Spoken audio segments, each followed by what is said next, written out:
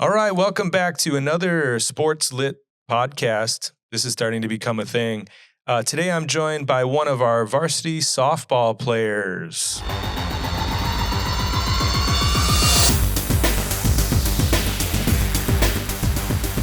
Hi, my name is Juliana and I am a varsity softball player this year.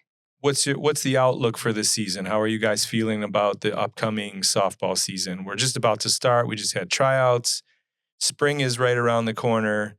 It's baseball, softball time. So how are you feeling about this year's team and how things are looking? Well, obviously, this year we lost our first baseman of about 3 years. She graduated last year, and we lost a good majority of our outfielders from graduating. So this year we have a lot of places to fill, but we also have a lot of new girls that I feel like have the potential to fill the places. Okay, and what position do you play? I pitch, and for my travel team, I do a little bit of third, first, and a little bit of outfield. So mostly here you're a pitcher? hmm There's a lot of controversy about overusing pitchers. And is that different in softball? I seem to remember it being different. Like if we wanted to have you pitch every day, we could do that. You can. It's just there's a lot. There's a really increase of injury, I feel like. Like for my freshman year, I did get injured from over pitching. If you do it in moderation and understand like how much you're doing, then you can totally do that. So you have to kind of manage that. And then what type of injuries? I know with baseball pitchers, we're throwing overhand, so there's like a rotator cuff and elbow injuries and that sort of thing. Is there a different type of injury that softball players would typically get, or is it kind of the same thing? It's kind of the same. I know a lot of pitchers that have had Tommy John surgery because of pitching. There's also like a lot of strain you could do to your back from like trying to rotate your body to get a certain pitch. But overall, I think it's pretty the same. Yeah, that's kind of interesting. And another thing that I had remember reading or hearing somewhere back in the day is that in underhand motion is a more natural motion for your body than overhand. So is it true? I don't know if this is true. I'm just speculating here. But if that is true, wouldn't you be able to maybe throw harder underhand than you can throw overhand? Um, I think it's definitely possible, but at the same time, it's also harder because with an underhand, you're really moving your hand. Like you're not getting like the full velocity you can get with an overhand throw because of the way that your hand has to release the ball. That's some good stuff right there. I think we just made history. So the upcoming season, you have a positive outlook because we have some girls that you think are going to fill some of those holes that were created. hmm What are the numbers looking like this year? We have no freshmen actually. We have 4 seniors, I think majority juniors, and then like 3 sophomores. What are we looking at in our conference? Like, who's the tough team that we're going to face? Who's the one that we're always trying to kind of be like, well, if we can beat this team, that's going to put us in a pretty good position. I think in the conference, our toughest team is probably Oak Forest and Shepherd.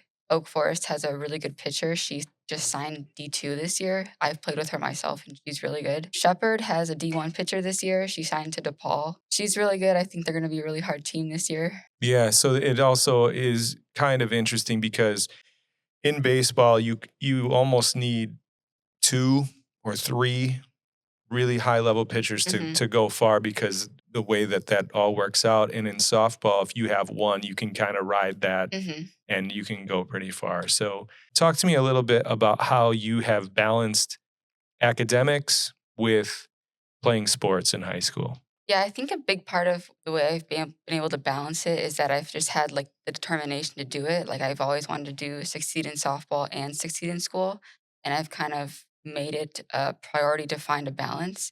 And while it can be difficult at first, I found that softball can end at like varying from like 6 to like getting home from games at like 8, and it's always about trying to prioritize your time both during school and after school. Like if I know I'm going to have a lot of homework one day, I'll try to get some done during school, maybe even in the bus rides, or I'll just kind of find time to do it so I don't tire myself out. You have a game or you're in softball mode. Are you able to effectively flip the switch and say, okay, I'm not thinking about all these things I need to do, all these academic responsibilities I have a test. Are you able to hit the switch and go, I'm doing this now and put that aside and then I'll come back to it when I get on the bus ride home or when I get home after I, Mhm. unwind a bit. I think it depends. Like, if I'm out of practice, then obviously my mind isn't as honed in on softball as it should be. Like, I'm always thinking about other stuff. But if I'm in a game, I'm definitely not thinking about school. I'm always thinking about what's happening in the moment right in front of me. Yeah, and then what you said you played a travel team. What team were you with? So I was a part of the Windy City Wildcats, and that was actually made from a former team of mine, the Windy City Ice Fast Pitch organization. But that organization kind of folded in a way. So then my coach decided to make his own team. So we were kind of like a one team organization. We went to Alabama over the summer for nationals, and that was pretty fun. I think we ended in like the top 5 for the teams that were there. And then I think it was in October, we went to Missouri for a college showcase, and that was pretty fun. So moving forward, this is your senior year. What are your plans looking forward? What are you trying to do? What's your goal? Is softball going to be part of that? Is that a possibility, or is that something you're going to leave behind? So I think softball, it is something I'm interested in doing in college, but it's not going to be like my deciding factor on a college. Like, if I want to go somewhere really bad and I get a lot of money, then I'm going to go there and I'm not going to be very upset that I'm not doing softball. But at the same time, if I have an opportunity to play, I'll definitely look into it because a lot of the time my education is my priority. And then what are you thinking you want to do as a major? Currently, I want to double major in mathematics and biology. That sounds serious. Hmm. That's a lot. But definitely you're not thinking I'm going to be a professional softball player. You're thinking I'm going to eventually become a Anesthesiologist. also very serious. Yes, very important too. Yeah. Anesthesiologists are actually my favorite of all medical professions. You know why? Not because I would ever want to do it or I ever could do it. It's because when you go into like a surgical room, it's like this whole terrifying experience.